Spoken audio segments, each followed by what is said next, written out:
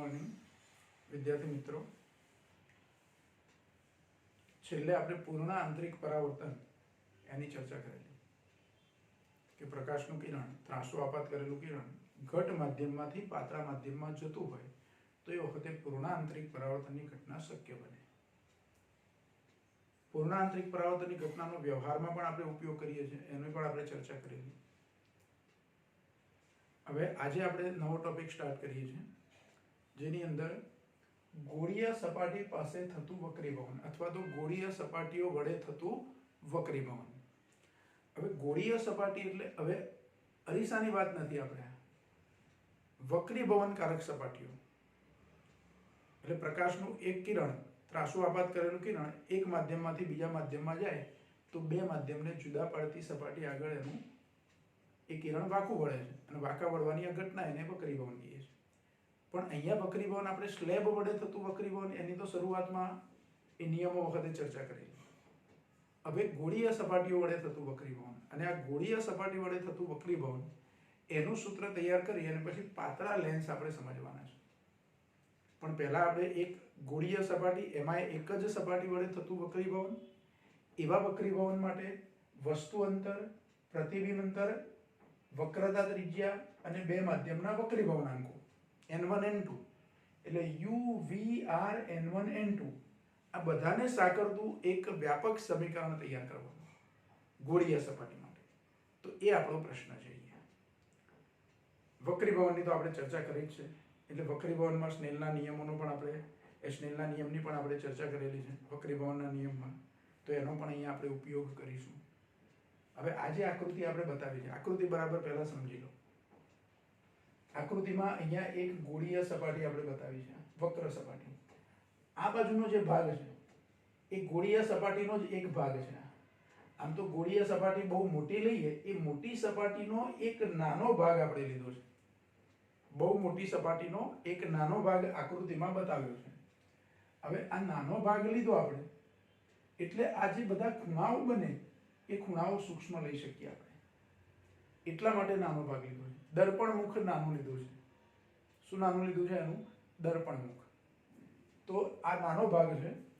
આ બાજુનું માધ્યમ જ્યાં n1 વક્રીભવનાંક લખ્યો છે, ધારો કે આ હવાનું માધ્યમ છે અને આ ગોળીય સપાટી એ કાચમાંથી બનેલી છે, એવું સમજો, કાચની સપાટી છે. તો અહીં સુધી બધે કાચ છે. આ બધો આ ભાગ જે છે, આટલો ભાગ, આ બધો કાચ છે, બરાબર. હવે એમાં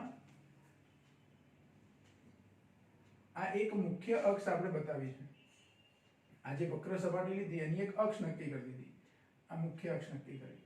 મુખ્ય અક્ષ પર O બિંદુ પાસે એક બિંદુવત વસ્તુ મૂકેલી છે અને એ બિંદુવત વસ્તુમાંથી નીકળતું એક કિરણ ON, અહીંયા n બિંદુએ એ કિરણ આપાત થાય છે. n બિંદુએ આપાત થાય એટલે ડોટ લાઈન જે બતાવી છે આપણે, એ n બિંદુએ દોરેલો લંબ છે સપાટીને, જે વક્રતા કેન્દ્રમાંથી પસાર થાય. આ ગોળીય સપાટી છે, કોઈ એક ગોળાનો ભાગ છે, એ ગોળાનું આ કેન્દ્ર છે અને કેન્દ્રમાંથી n બિંદુ પર દોરેલો રેખાખંડ એ n બિંદુએ આ વક્ર સપાટીને શું કહેવાય? લંબ રેખાખંડ. અને ખૂણાઓ આપણે લંબ રેખાખંડ સાથે માપીએ છીએ. તો આપાત કિરણ ON એ આ લંબ રેખાખંડ સાથે I જેટલો ખૂણો બનાવે છે, એટલે I એ આપાત કોણ છે. ON એ શું છે? તો આપાત કિરણ. I એ શું છે? આપાત કોણ. પછી એ કિરણ અહીંથી બીજા માધ્યમમાં દાખલ થાય એટલે વાંકું વળે છે. આમ સીધું જવાને બદલે લંબ તરફ વાંકું વળે વક્રીભવનના નિયમ પ્રમાણે, અને I બિંદુ પર એ કિરણ અહીંયા આવે છે. અને બીજું એક કિરણ હું આ દિશામાં લઈ શકું, મુખ્ય અક્ષની દિશામાં જ. અહીંયા સપાટીને લંબ રેખાખંડ, અહીંયા આ જે સપાટી છે એને લંબ રેખાખંડની દિશામાં જ આ કિરણ જાય છે, એટલે અહીંયા વક્રીભવન થયા સિવાય સીધે સીધું બીજા માધ્યમમાં અહીંયા આવી જાય. એટલે I બિંદુ પાસે એક આ વક્રીભૂત થયેલું કિરણ અને એક લંબ રેખાખંડની દિશામાં આવતું કિરણ બે ભેગા થાય છે, એટલે I બિંદુએ વસ્તુની ઇમેજ એટલે કે પ્રતિબિંબ મળે છે આપણને. O બિંદુએ ઓબ્જેક્ટ એટલે વસ્તુ છે અને I બિંદુએ એનું પ્રતિબિંબ મળે છે. પ્રતિબિંબ કયા માધ્યમમાં મળ્યું છે? ઘટ માધ્યમમાં. એટલે કે આ કાચ છે તો કાચની અંદર જ આ પ્રતિબિંબ મળ્યું છે, હવામાં નહીં. વસ્તુ હવામાં રાખેલી છે, એનું પ્રતિબિંબ કાચમાં મળ્યું છે. એક સપાટી વડે વક્રીભવન થયું છે. આ પરિસ્થિતિ છે. હવે અહીંથી આ દર્પણમુખ નાનું લઈએ એટલે n માંથી આ મુખ્ય અક્ષ પર હું લંબ રેખાખંડ દોરું. ધારો કે અહીંયા હું લંબ રેખાખંડ દોરું અને અહીં n ડેશ બિંદુ કહી દઉં તો આ n ડેશ અને m એકદમ નજીક છે એટલે ડિફરન્સ અવગણી શકીએ. એટલે હું nm એને જ લંબ રેખાખંડ કહી શકું. ક્યારે આવું લઈ શકું? દર્પણમુખ નાનું લીધું હોય ત્યારે nm ને આપણે લંબ રેખાખંડ કહી દઈશું. તો આપણી જોડે કાટકોણ ત્રિકોણો તૈયાર થાય છે. 3 કાટકોણ ત્રિકોણ તૈયાર થાય છે. એક આ કાટકોણ ત્રિકોણ ONM અથવા OMN, પછી આ બાજુ CMN આ એક કાટકોણ ત્રિકોણ, અને બીજો NIM આ મોટો કાટકોણ ત્રિકોણ. જો આ લાઈન જેવું દોરું છું તે અને આ સળંગ લાઈન વક્ર સપાટી માટે જે દોરી છે તે લગભગ એક જ ગણવાની છે આપણે નાના દર્પણમુખ માટે. એટલે અંતરો આપણે ક્યાંથી માપીએ છીએ? આ સપાટી પરથી. સપાટી પરથી અહીંયા વસ્તુ છે એનું અંતર, વસ્તુ અંતર u, આ સપાટીથી વક્રતા કેન્દ્ર, આ સપાટીથી વક્રતા કેન્દ્ર C એનું અંતર r, એટલે કે વક્રતા ત્રિજ્યા r, અને એ જ સપાટીથી પ્રતિબિંબનું અંતર એટલે પ્રતિબિંબ અંતર v. આ 3 અંતરો આપણે માપેલા છે. અરીસામાં જે સંજ્ઞા પદ્ધતિ આપણે વાપરતા હતા એ જ સંજ્ઞા પદ્ધતિ અહીંયા પણ વાપરવાની, કે આપાત કિરણની દિશામાં મપાયેલા અંતરો ધન અને આપાત કિરણની વિરુદ્ધ દિશામાં મપાયેલા અંતરો ઋણ ગણવાના. તો જો અહીંયા આકૃતિમાં જે વસ્તુ બતાવી છે એ અહીંયા સહેજ નીચે આપણે લખી દઈએ અને પછી ભૂમિતિનો ઉપયોગ કરી, આકૃતિની ભૂમિતિ અને સ્નેલના નિયમનો ઉપયોગ કરી અને વ્યાપક સૂત્ર આપણે તૈયાર કરવું છે. બરાબર? તો જો આકૃતિમાં ON એ આપાત કિરણ છે. ON એ શું છે? આપાત કિરણ. પછી NI વક્રીભૂત કિરણ,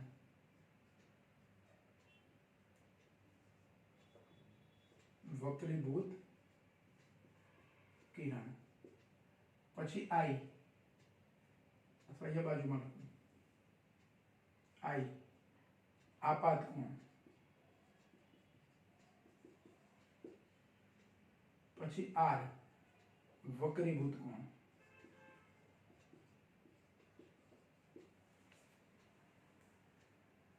પછી OM વસ્તુ અંતર, OM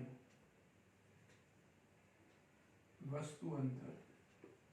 અને સંજ્ઞા પદ્ધતિમાં આપાત કિરણની વિરુદ્ધ આ અંતર ઋણ થશે એટલે OM બરાબર મારે લખવાના -u, એટલે OM વસ્તુ અંતર થયું. CM એ વક્રતા ત્રિજ્યા છે જે ધન હશે એટલે એને કેપિટલ R લખ્યા. પછી MI એ પ્રતિબિંબ અંતર છે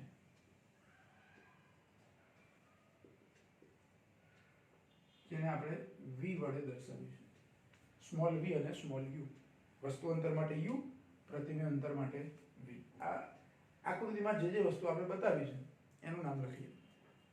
હવે જે કાટકોણ ત્રિકોણ આપણે કીધા, 3 કાટકોણ ત્રિકોણ, એ ત્રિકોણોની અંદર એક ખૂણો આ જે O છે, O બિંદુ આગળ અહીંયા જે ખૂણો બને, ખૂણો NOM અથવા MON, ખૂણો MON બરાબર શું લઈ શકું?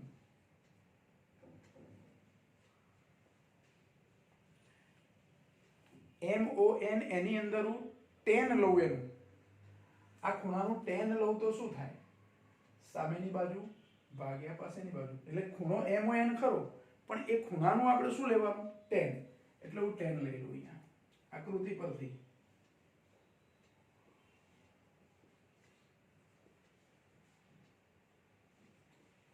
tan થીટા, થીટાને બદલે આપણે MON લઈએ છીએ. આપણે tan થીટા એવું લખીએ છે ને, થીટાને બદલે આ ખૂણો છે એનું નામ બુકમાં લખ્યું નથી એટલે આપણે નથી લખતા, નહીં તો અહીંયા આલ્ફા, બીટા અને ગેમા એવું લખી શકું. ધારો કે અહીંયા હું આલ્ફા લખી દઉં, આ ખૂણો આલ્ફા આ ખૂણો જે બને છે એ બીટા અને આ ખૂણો જે બને છે તે ગેમા લઈ શકાય, આલ્ફા બીટા અને ગેમા. તો tan આલ્ફા એવું લખી શકું, tan MON, એને બદલે હું શું લખું, બુકમાં એવી રીતે લખ્યું છે MON, પણ આપણે લખી દઈએ tan આલ્ફા, ચાલે, બરાબર. જૂની બુકમાં આપણે આ રીતે લખેલું છે આલ્ફા બીટા અને ગેમા. તો tan આલ્ફા બરાબર સામેની બાજુ એટલે MN અથવા NM ભાગ્યા OM અથવા MO, એટલે MN ભાગ્યા OM. OM એટલે માઇનસ u મારે છેલ્લે લખવાના છે, હમણાં નથી લખતા આપણે. એ જ રીતે tan બીટા, આ tan આલ્ફા લખ્યા એને નંબર આપી દઈએ આપણે, આને હું નંબર 1 આપી દઉં. પછી tan બીટા નું સૂત્ર લખીએ. જો tan બીટા શું થશે, તો આ કાટકોણ ત્રિકોણ, તો સામેની બાજુ એટલે mn તો આવશે અને આ બાજુ cm, એટલે mn upon cm. tan beta બરાબર mn upon cm અથવા mc. આને હું નંબર 2 આપી દઉં. ધ્યાન રાખો, આ ગોળીય સપાટી માટે આ સૂત્ર જે તારવીએ છે 4 માર્કની અંદર પૂછી શકાય એવો અગત્યનો પ્રશ્ન છે. કેટલા માર્કમાં? 4 માર્કમાં પૂછી શકાય એવો પ્રશ્ન છે. પછી tan ગેમા, આ કાટકોણ ત્રિકોણ NMI અથવા IMN, એ જે કાટકોણ ત્રિકોણ છે એની અંદર tan ગેમા લો તો સામેની બાજુ તો એની જ આવવાની MN, પણ પાસેની બાજુ કઈ થવાની, તો MI. કઈ થવાની? MI. એટલે MN upon MI. જો આ 3 સમીકરણ જે આપણે લખ્યા એમાં તમને ખબર પડે તો આ પ્રશ્ન તમારો સોલ્વ થઈ જાય. મુખ્ય કાટકોણ ત્રિકોણ જે 3 છે એની અંદર આલ્ફા બીટા અને ગેમા દરેકના tan લઈ લેવાના છે. tan alpha, tan beta, tan gamma. બુકમાં આલ્ફા બીટા ગેમા એવું નથી લખ્યું, પણ ખૂણાઓના નામ લખ્યા છે. આ ખૂણો લઉં તો MON એટલે tan MON, આ બાજુનો ખૂણો લઉં તો tan MCN એટલે tan બીટા, અને આ ખૂણો લઉં તો tan MIN, બરાબર. પણ આપણે આલ્ફા બીટા ગેમાના સ્વરૂપમાં લખ્યું, થોડુંક સહેલું રહે તમને લખવું. હવે આ જે ત્રિકોણ, બીજો એક ત્રિકોણ લઉં છું, ત્રિકોણ ONC, એનો બહિષ્કોણ I થાય.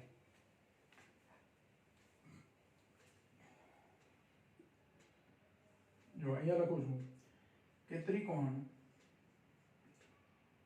સોરી ONC, હા ONC, ત્રિકોણ ONC એટલે એક મિનિટ, હા ONC એટલે આ ત્રિકોણ થયો. આજે આ બાજુનો કાટકોણ ત્રિકોણ અને આ બાજુનો કાટકોણ ત્રિકોણ બે ભેગા કર્યા આપણે, એટલે વચ્ચેથી આ m કાઢી નાખ્યું, સીધું જ આટલો ત્રિકોણ. તો ત્રિકોણ ONC, ONC નો બહિષ્કોણ I બરાબર, હવે બહિષ્કોણ માટે એક પરિણામ છે આપણી જોડે ભૂમિતિમાં. ગણિતમાં તમે ભૂમિતિમાં શીખ્યા હોય કે બહિષ્કોણનું માપ કેટલું હોય.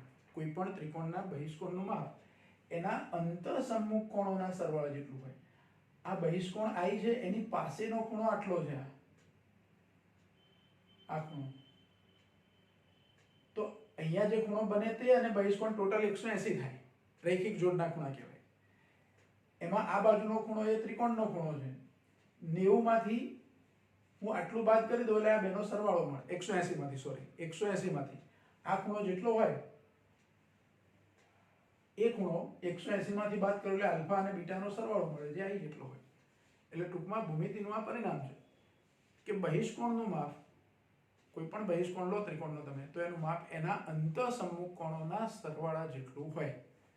તો I જે છે આ ત્રિકોણની અંદર OCN માં, ત્રિકોણ ONC અથવા OCN, એ ત્રિકોણ ONC ની અંદર બહિષ્કોણ I એ આલ્ફા અને બીટાના સરવાળા જેટલો થાય. એટલે I બરાબર, આમ લખી શકું, I બરાબર આલ્ફા પ્લસ બીટા. I બરાબર શું લખી શકું? Alpha plus beta. આને પણ એક પરિણામ નંબર આપીએ આપણે, આને નંબર 4 કહી દઉં. ધ્યાન રાખજો બરાબર. હવે આ જે ત્રિકોણ લીધો આ બેને ભેગા કરી એ સિવાયનો આ ત્રિકોણ, આવો ત્રાંસો જો આ ત્રિકોણ બને, તો આ ત્રિકોણની અંદર આ બીટા જે છે એ એના અંતર સમ્મુખ કોણો કયા થાય? તો આ વક્રીભૂત કોણ R અને આ ગેમા, એ બે અંતર સમ્મુખ કોણો થાય. એ ત્રિકોણનો બહિષ્કોણ કયો થાય? તો બીટા. એટલે એ બહિષ્કોણ બીટા થશે. અહીંયા જે ખૂણો આપણે લખ્યો તો એને નામ આપ્યું છે આપણે ગેમા. બરાબર. કયો ત્રિકોણ? ત્રિકોણ NIC. કયો ત્રિકોણ? NIC. બીજા ત્રિકોણ માટે ત્રિકોણ NIC નો બહિષ્કોણ.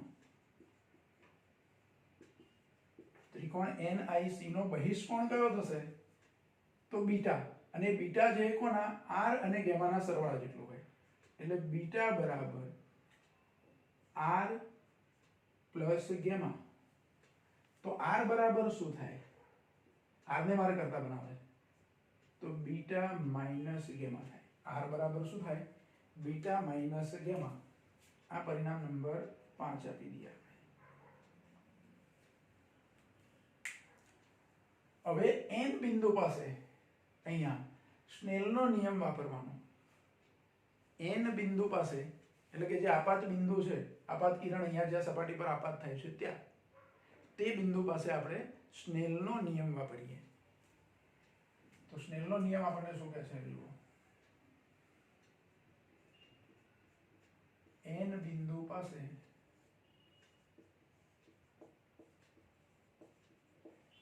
સ્નેલનો નિયમ વાપરતા. તો n1 સ્નેલનો નિયમ શું છે? આપણે મૂળ જ્યારે શીખ્યા ત્યારે શરૂઆતમાં વક્રીભવનની અંદર એના નિયમોમાં n1 sin θ1 બરાબર n2 sin θ2.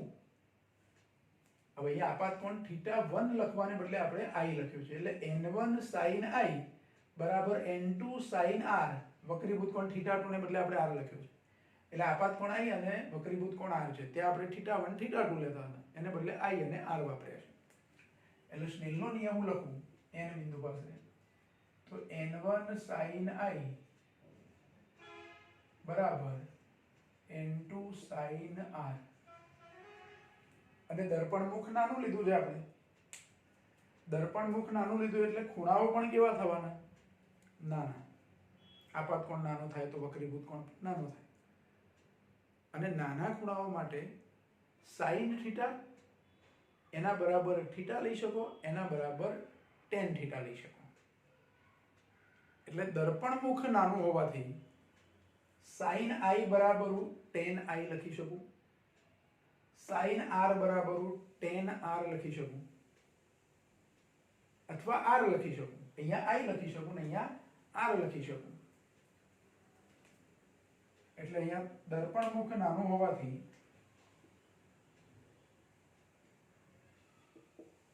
દર્પણ મુખ નાનું હોવાથી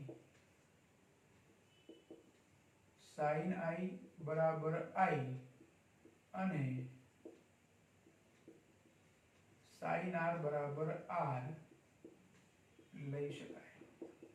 એ જ રીતે tan આલ્ફા બરાબર આલ્ફા લઈ શકું, tan બીટા બરાબર બીટા લઈ શકું, tan ગેમા બરાબર ગેમા લઈ શકું. નાના દર્પણ મુખમાં આવું લઈ શકાય. બરાબર. તો હવે આ સૂત્ર હું કેવું લખું? n1i બરાબર n2r આવું લખી શકું. n1i બરાબર n2r. પણ i એટલે આલ્ફા પ્લસ બીટા છે, એટલે અહીંયા હું લખી શકું n1 કૌંસમાં આલ્ફા પ્લસ બીટા બરાબર n2 કૌંસમાં r એટલે આપણે શું લખ્યું છે? Beta minus gamma. બરાબર. આ કૌંસમાં ગુણી દો અને બીટા વાળા બે પદો એક બાજુ લખી દેવા મારે. બીટા વાળા પદો એટલે જો પહેલા તો વિસ્તરણ કરીએ. n1 આલ્ફા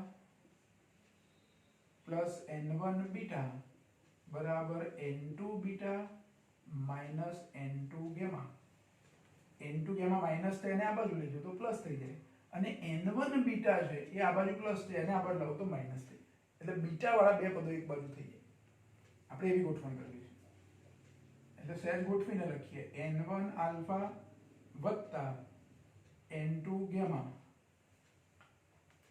n1 આલ્ફા વત્તા n2 ગેમા બરાબર n2 beta minus n1 beta અને આમાંથી બીટા કોમન નીકળે એટલે હું ડાયરેક્ટ બીટા કોમન લઈ લઉં n2 minus n1 into beta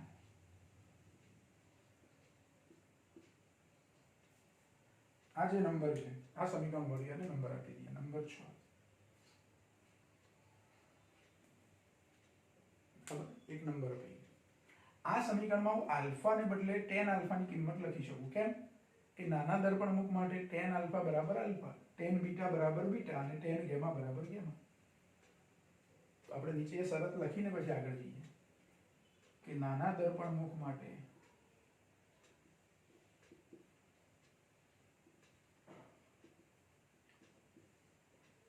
tan alpha બરાબર આલ્ફા tan બીટા બરાબર બીટા અને tan ગેમા બરાબર ગેમા લઈ શકાય નાનું દર્પણમુખ છે જેવું અહીંયા sin i માટે આવી લીધું એ રીતે tan આલ્ફા માટે આલ્ફા લઈ શકાય તો હવે અહીંયા આલ્ફા ની કિંમત મારે શું લખવાની mn om ગેમા ની કિંમત આ ગેમાની mn mi અને બીટા ની કિંમત mn cm એ ત્રણેય કિંમતો લખી દઈએ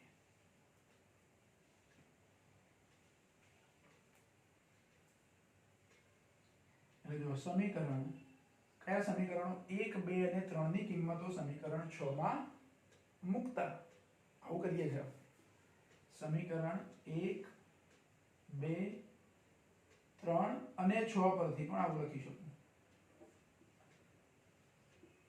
1 2 3 અને 6 પરથી અથવા તો બીજી રીતે તમારે લખવું હોય તો 1 2 3 ની કિંમત 6 માં મૂકતા તો n1 ની જોડે આલ્ફા છે તો આલ્ફા ની જગ્યાએ મારે લખવાના છે mn upon om એટલે n1 into mn upon om વત્તા n2 ગેમાની જગ્યાએ mn upon mi બરાબર n2 minus n1 તો ખરા જ into બીટા બીટાની જગ્યાએ mn upon cm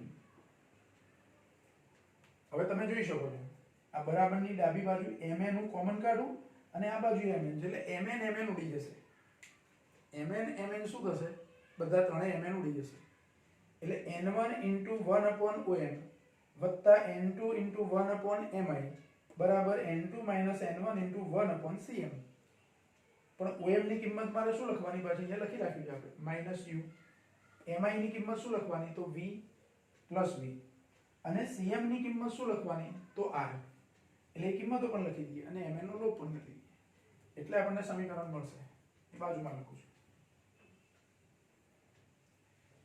કે minus n1 upon u minus n1 upon u plus n2 upon v बराबर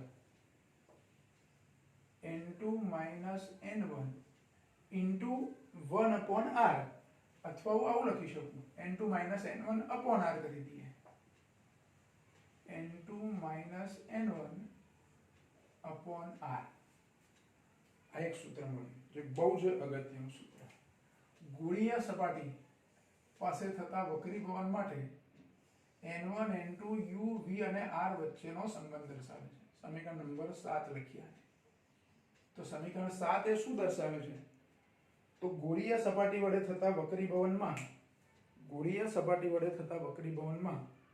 n1 n2 u v અને r વચ્ચેનો સંબંધ દર્શાવે છે જે ગોળીય સપાટી માટેનું વ્યાપક સૂત્ર કહી શકાય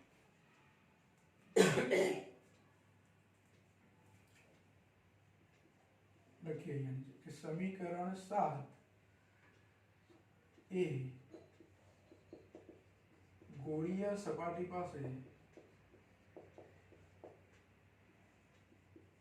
થતા વક્રીભવનમાં n1 N2 U V અને R વચ્ચેનો સંબંધ દર્શાવે છે, જે ગોળીય સપાટી માટેનું વ્યાપક સૂત્ર પણ એને કહી શકીએ આપણે. તો જો આટલું આપણે લખવાનું છે. આમ તો વર્ણન તમારે કરવું હોય તો આકૃતિમાં સપાટી બતાવી છે, એનું દર્પણ મુખ નાનું લીધું છે, આવી રીતે O બિંદુ આગળ બિંદુવત વસ્તુ મૂકી છે, એમાંથી એક કિરણ આપાત થાય છે, પ્રતિબિંબ મળે છે. આ બધી વસ્તુ થોડુંક વર્ણનમાં તમે લખી શકો, 2-4 લીટી આકૃતિનું વર્ણન કરવાનું અને પછી અહીંથી સ્ટાર્ટ કરો. આ રીતે લખો તો કશું ખોટું નથી. બુકની અંદર શું કર્યું છે, ફરીથી એક વાત કહું તમને, અહીં આલ્ફાને બદલે, આ ખૂણો આલ્ફા છે, એને બદલે MON અથવા NOM એવી રીતે ખૂણાનું નામ લખ્યું છે. પણ ખૂણો NOM એટલે આપણે જે લીધો એ પ્રમાણે આલ્ફા છે. એવી રીતે આ ખૂણા માટે NCM અથવા MCN એને બીટા કીધો છે. બુકની અંદર MCN નામ આપ્યું છે. એ જ રીતે આ ખૂણો ગેમા આપણે જે લખ્યો છે એને MIN એવું નામ આપ્યું છે. તો કશું ખોટું નથી, પણ એટલું કે તમારે આકૃતિ દોરો તે આલ્ફા બીટા ગેમા બતાવવા પડે. આલ્ફા બીટા ગેમા શું કરવા પડે, આકૃતિમાં બતાવવા પડે, જો આ પ્રમાણે તમારે થિયરી લખવી હોય. અને બુકમાં આપ્યું છે એ પ્રમાણેમાં ખાલી આલ્ફા બીટા ગેમાની જગ્યાએ એ ખૂણાઓ આપેલા છે. ખૂણો કરીને, ખૂણાની સંજ્ઞા કરીને આપણે જે નામ લખીએ છીએ એવી રીતે આપે છે, બીજો કોઈ ફરક નથી. અંતિમ સૂત્ર તો તમને આ મળવાનું જ છે.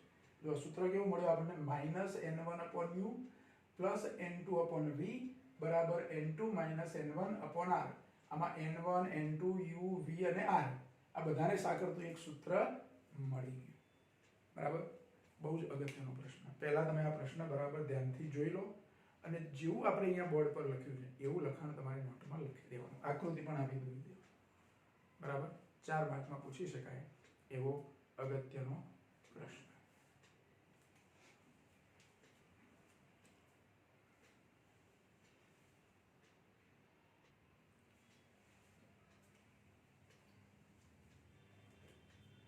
જો આપણે ગોળીય સપાટી પાસે થતા વક્રીભવન માટે વ્યાપક સૂત્ર જે તૈયાર કર્યું, હમણાં આપણે સૂત્ર મેળવ્યું, -n1/u + n2/v બરાબર n2 - n1/r. ગોળીય સપાટી માટે આ સૂત્ર તૈયાર કર્યું. કંઈક આવી આકૃતિ આપણે બનાવી. અહીંયા આપણે 3 આકૃતિઓ બતાવી છે. 3 આકૃતિઓમાં આ પહેલી આકૃતિ એને હું આકૃતિ A કહી દઉં, આ બીજી આકૃતિ આટલી એને આકૃતિ B કહી દઉં અને આ ત્રીજી આકૃતિ એને આકૃતિ C કહી દઉં. પહેલા આ 3 આકૃતિઓ આપણે સમજી લઈએ. અને બીજું પ્રશ્ન આપણો એવો છે કે પાતળા લેન્સ માટે લેન્સ મેકર્સનું સૂત્ર.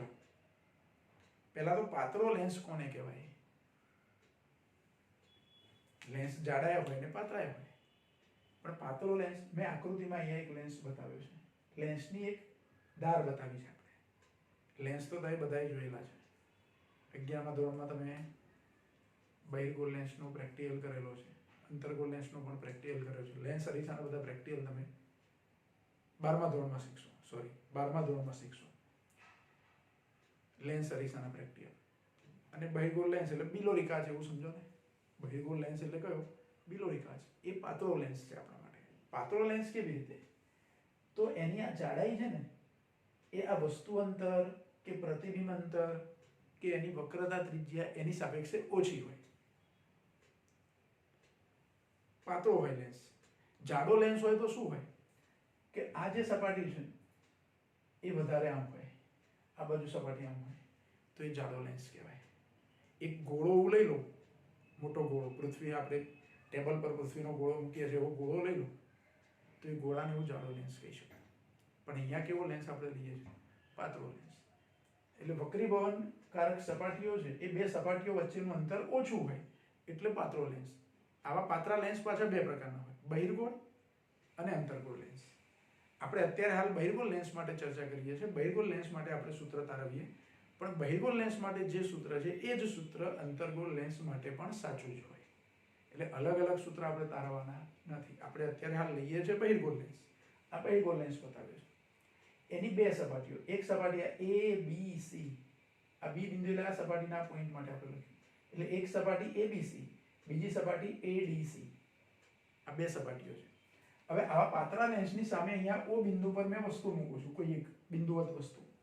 તો એ વસ્તુમાંથી આવતું એક કિરણ આપાત કિરણ OA એનું વક્રીભવન થઈ અને AI કિરણ આપણને મળે અને આ બિંદુ આગળ એક આ જે કિરણ વક્રીભૂત થઈને મળે તે અને બીજું કિરણ સીધું લો બે કિરણો લઈએ એટલે અહીંયા બે કિરણ ભેગા થાય કારણ કે આ વચ્ચેથી જે મુખ્ય અક્ષની દિશામાં જાય કિરણનું વક્રીભવન ના થાય એટલે I બિંદુ પાસે આ વક્રીભૂત કિરણ અને આ સીધું આવતું કિરણ ભેગા થાય એટલે અહીંયા વસ્તુનું પ્રતિબિંબ મળે મને પણ અહીંયા બે સપાટીઓ છે લેન્સની આ સપાટીમાંથી કિરણ દાખલ થાય અને આ સપાટીમાંથી બહાર નીકળે એટલે ખરેખર અહીં તો મેં આમ સીધું બતાવ્યું પછી એક જ વખત વક્ર કિરણ બતાવ્યું વાકું વળતું બતાવ્યું વાસ્તવમાં બંને સપાટી પર વારાફરતી વક્રીભવન થાય તો એ બંને સપાટી પર જે વક્રીભવન થાય છે એને સમજવા માટે આ આકૃતિ B અને C લઈએ છીએ આપણે જો આ પહેલી સપાટી કઈ ABC તો અહીંયા પણ મેં ABC લખ્યું છે આ જુઓ આ ભેગું નથી આટલેથી નીચે અલગ આકૃતિ છે તો આ ABC લખ્યું એમાં આ જે બિંદુવત વસ્તુ છે અહીંયા ધારો કે મૂકીએ છે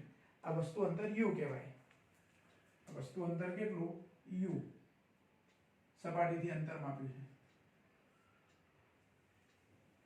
બરાબર તો અહીં મેં જેટલું U લીધું છે એટલું જ આપણે અહીંયા U લીધું આ આપાત કિરણ થયું એ આપાત કિરણ આ એક સપાટી આગળથી સમજો કે અહીંયા આ કાચ જ છે તો આગળનો પ્રશ્ન આપણે શીખ્યા એ રીતે આ વક્રીભૂત થઈ અને અહીંયા એક આ સીધું આવતું કિરણ અને આ વક્રીભૂત કિરણ બે ભેગા થાય બે કિરણો ભેગા થાય એટલે I1 પાસે આપણને પ્રતિબિંબ મળે પણ આ તો એક જ સપાટી વડે વક્રીભવન બતાવ્યું જો આ બીજી સપાટી તો I1 પાસે જે પ્રતિબિંબ મળે છે એ બીજી જે સપાટી છે આ બીજી સપાટી એના માટે આભાસી વસ્તુ તરીકે વર્તે જાણે કે વસ્તુ અહીં નહીં આ બાજુ મૂકી છે અને આ અંતર જે મળે છે એને મેં V1 કીધું આ B થી I1 સુધીનું એને આપણે V1 કહી દીધું તો એ જ V1 આપણે અહીંયા લીધા I1 બિંદુ પાસે જાણે કે આપણને એવો ભાસ થશે હવે આ બીજી સપાટી છે ADC એ સપાટી મેં અહીંયા બતાવી ADC આ બાજુ હવે આપણે વિચારો કે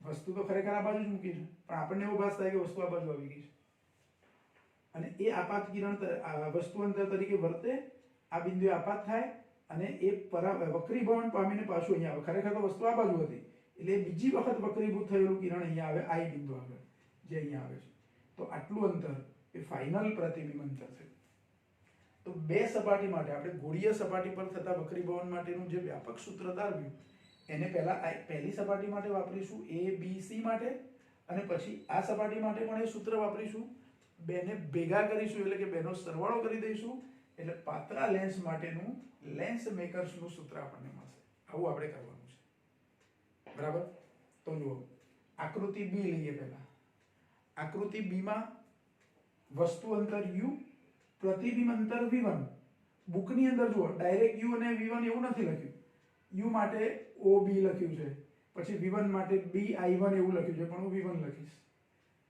પછી આ અંતર BC1 લખ્યું છે એને બદલે આપણે R1 લખીશું બરાબર તો આકૃતિ B પરથી આપણે શરૂઆત કરીએ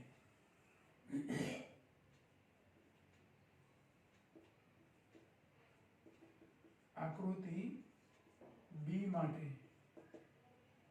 B માટે એટલે સપાટી કઈ ABC સપાટી ABC એના માટે વ્યાપક સૂત્ર વાપરતા હવે વ્યાપક સૂત્રનો ઉપયોગ કેવી રીતે કરવાનો તો આપણું વ્યાપક સૂત્ર કેવું છે હું અહીંયા સાઈડમાં લખી રાખું -n1/u + n2/v બરાબર n2 - n1/r આ સૂત્ર છે n1 તરીકે આ બાજુનું માધ્યમ છે એનો વક્રીભવનાંક n1 આ બાજુનું માધ્યમ છે એનો વક્રીભવનાંક n2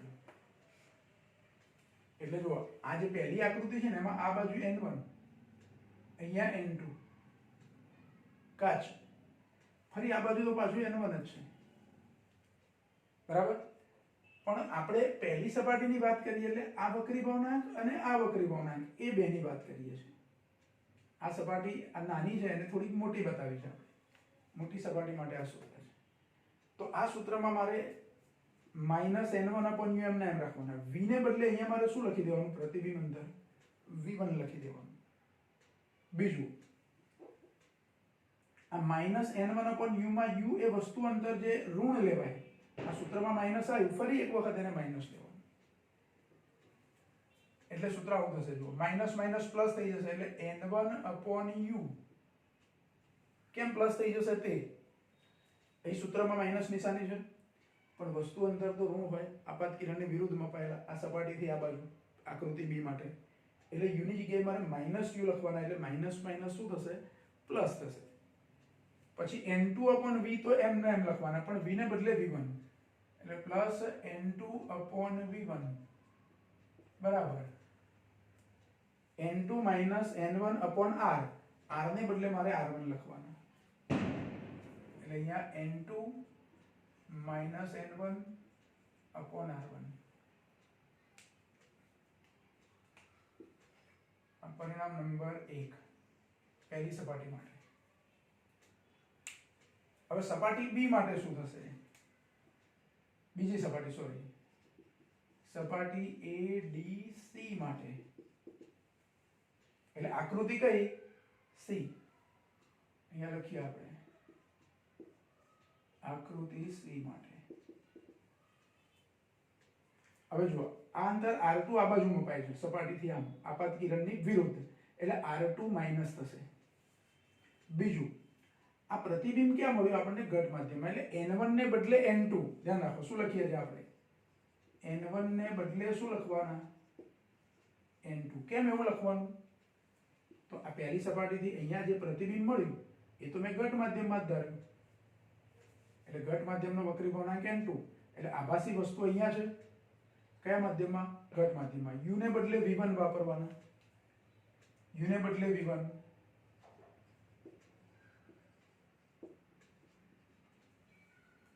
પછી n1 ને બદલે n2 તો n2 ને બદલે n1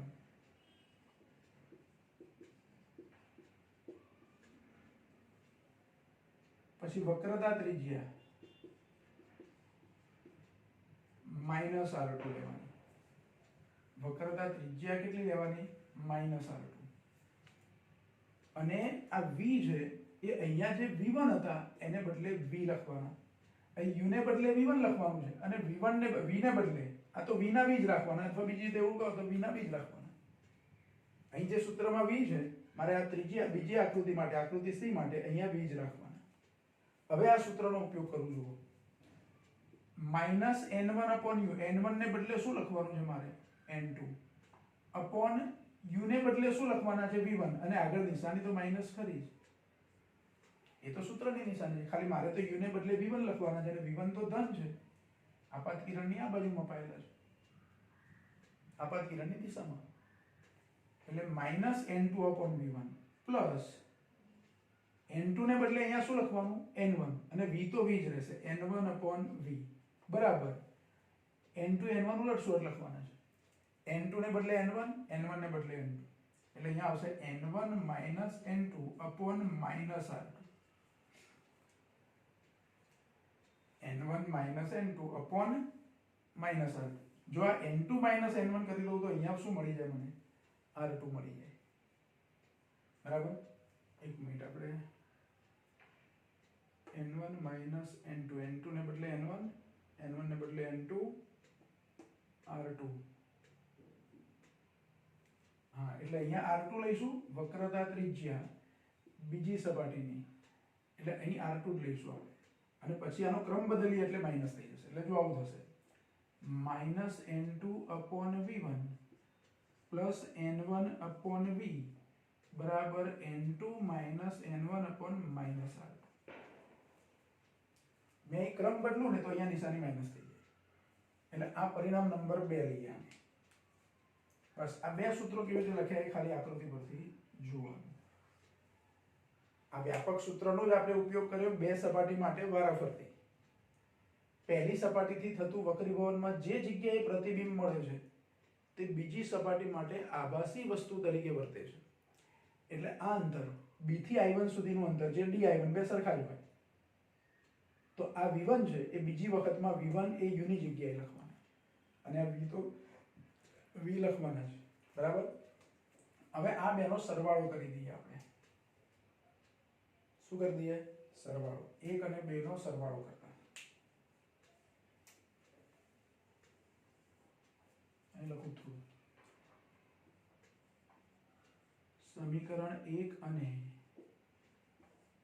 2 નો સરવાળો કરતા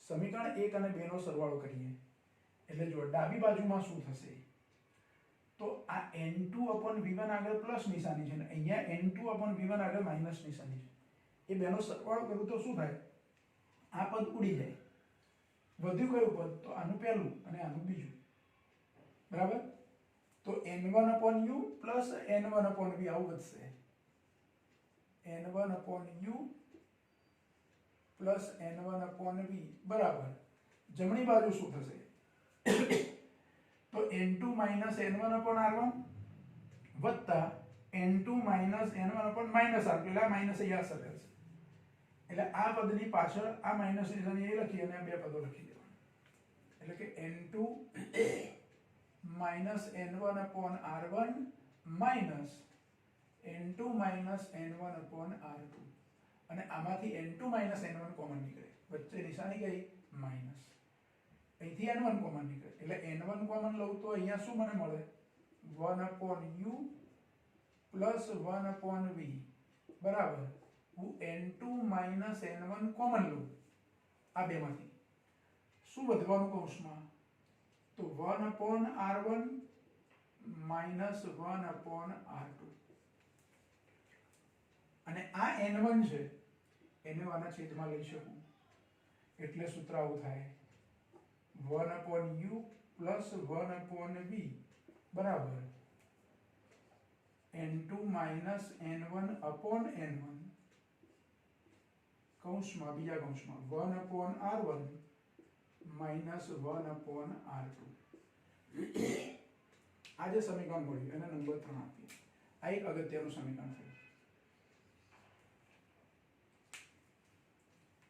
હવે જો આમાં શું છે u v r n1 n2 એ બધા વચ્ચેનો સંબંધ જ છે પણ આ પાતળા લેન્સ માટે મળ્યું આ માત્ર બહિર્ગોળ સપાટી એના માટે સૂત્ર એક જ સપાટી માટે હતું પાતળો લેન્સ એટલે એમાં બે સપાટીઓ આવી ગઈ એના માટે આપણને સૂત્ર એટલે બે સપાટીની વક્રતા ત્રિજ્યાઓ આ સૂત્રમાં આવી ગઈ હવે જો વસ્તુ અનંત અંતરે મૂકીએ તો શું થાય આ વસ્તુ અહીંયા આટલે મૂકી છે એને બદલે હું અનંત અંતરે મૂકું તો એમાંથી આવતા સમાંતર કિરણો વક્રીભવન પામીને બીજી બાજુએ મુખ્ય કેન્દ્ર પર ભેગા થાય તો પ્રતિબિંબ અંતર v કેટલું મળે આપણને આ પ્રતિબિંબ અંતર કેટલું મળે તો કેન્દ્ર લંબાઈ જેટલું લેન્સની કેન્દ્ર લંબાઈ જેટલું કારણ કે મુખ્ય કેન્દ્રથી લેન્સ સુધીનું અંતર એટલે કેન્દ્ર લંબાઈ તો u વસ્તુ અંતરને જો અનંત લેવામાં આવે તો v બરાબર f થઈ જાય તો આ સૂત્રમાં આપણે એટલું કરીએ કે સમીકરણ 3 માં u બરાબર ઇન્ફિનિટી લેવામાં આવે તો v બરાબર f મળે એટલે લખીએ છે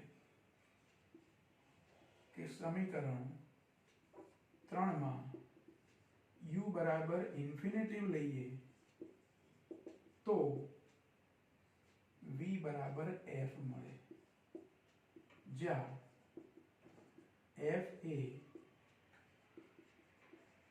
પાતળા લેન્સની કેન્દ્ર લંબાઈ છે પાતળા લેન્સની શું છે કેન્દ્ર લંબાઈ હવે u બરાબર ઇન્ફિનિટી અહીંયા લઉં તો શું થાય તો 1 અનંત એટલે 0 કોઈ પણ સંખ્યાના છેદમાં અનંત આવે એટલે 0 એટલે આ પહેલું પદ 0 થઈ ગયું v ને બદલે મારે શું લખવાનું f એટલે 0 + 1/f એટલે કે 1/f તો સમીકરણ આવું મળશે કે 1/f અહીં કોઈ ચેન્જ નહીં કરવાનો 1/f બરાબર n2 માઈનસ n1/n1 બીજા કૌંસમાં 1/r1 માઈનસ 1/r2 આ જે સમીકરણ મળ્યું એને લેન્સ મેકર્સનું સૂત્ર કહેવાય આ સમીકરણને શું કહેવાય લેન્સ મેકર્સનું સૂત્ર નંબર 4 લખીએ અહીંયા આપણે કે અહીં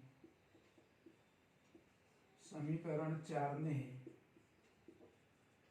લેન્સ મેકર્સનું સૂત્ર કહે છે આને શું કહેવાય લેન્સ મેકર્સનું સૂત્ર કહેવાય હવે 3 અને 4 માટે તમે જોશો તો આની જે જમણી બાજુ છે એ જ આની જમણી બાજુ છે એટલે બેની જમણી બાજુઓ તો કેવી છે સરખી છે તો ડાબી બાજુ શું કરી શકાય? સરખાવી શકાય. એટલે 3 અને 4 સરખાવતા આપણને સૂત્ર શું મળે? 1/f બરાબર 1/u પ્લસ 1/v. એટલે એ લખી આજુ નીચે સમીકરણ 3 અને 4 ને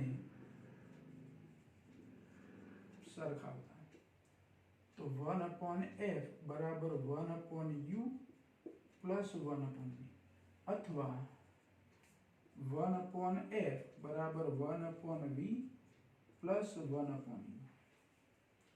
આમાં ક્રમમાં પહેલું 1/v લખું કે પહેલું 1/u લખું? વચ્ચે તો સરવાળો જ છે એટલે આ સૂત્ર આવી રીતે લખી શકાય. અને આ જે સમીકરણ મળે છે આ અથવા એ પાતળા લેન્સનું સૂત્ર થયું. આ લેન્સ મેકર્સનું સૂત્ર. કેમ લેન્સ મેકર્સ? એવું લેન્સ મેકર્સ એ કોઈ વૈજ્ઞાનિક નથી. લેન્સ મેક એટલે બનાવવું. લેન્સ બનાવવો હોય તો એના પેરામીટર્સ શું લેવાના?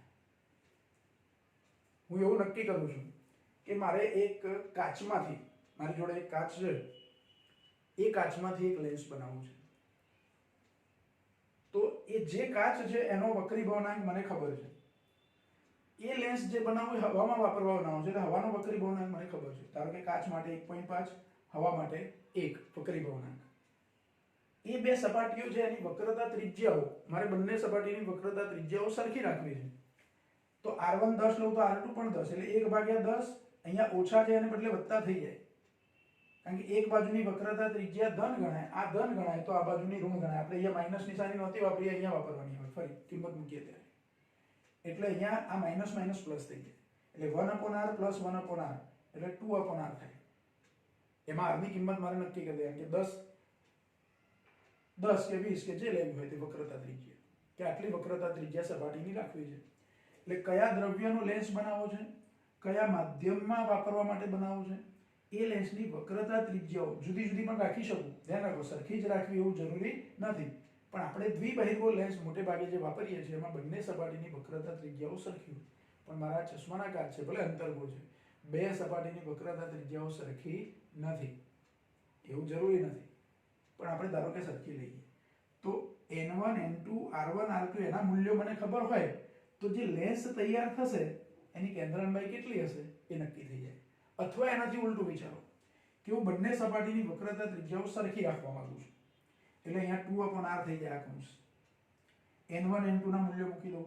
કેટલી કેન્દ્ર લંબાઈનો લેન્સ બનાવવો છે એ પણ હું નક્કી કરી દઉં કે 20 સેન્ટીમીટર કેન્દ્ર લંબાઈનો લેન્સ બનાવવો છે તો એની વક્રતા ત્રિજ્યા કેટલી રાખવી પડશે એ પણ શોધી શકાય આ સૂત્ર પરથી. અને એટલી વક્રતા ત્રિજ્યાનો દ્વિબહિર્ગોળ લેન્સ તમે બનાવી દો એટલે તમે જેટલી કેન્દ્ર લંબાઈ ઈચ્છતા હતા એટલી કેન્દ્ર લંબાઈનો લેન્સ તૈયાર થયો. એટલે આ સૂત્રને શું કહેવાય છે? લેન્સ મેકર્સનું સમીકરણ. અને એમાં આ સમીકરણ 3 અને સમીકરણ 4 એની ડાબી બાજુ સરખાવીએ એટલે 1/f બરાબર 1/v પ્લસ 1/u આ સૂત્ર મળે. જેમ અરીસામાં સૂત્ર હતું આપણી જોડે, યાદ કરો હવે. 1/f બરાબર 1/v માઇનસ 1/u આવું સૂત્ર હતું. 1/v પહેલું લખવાનું, 1/u પાછળ રાખવાનું, ભલે વચ્ચે સરવાળો છે, પણ અરીસાના સૂત્રમાં અહીંયા વચ્ચે નિશાની કઈ હતી? માઇનસ. 1/u ની આગળ માઇનસ નિશાની હતી. તો આ આપણું લેન્સ મેકર્સનું સૂત્ર તૈયાર થયું. અને પાતળા લેન્સનું ગાઉસનું સમીકરણ કહેવાય આને. આ સમીકરણ 5 છે અને ગાઉસનું સમીકરણ પણ કહી શકાય. સમીકરણ 5 ને પાતળા લેન્સ માટેનું ગાઉસનું સમીકરણ કહે છે.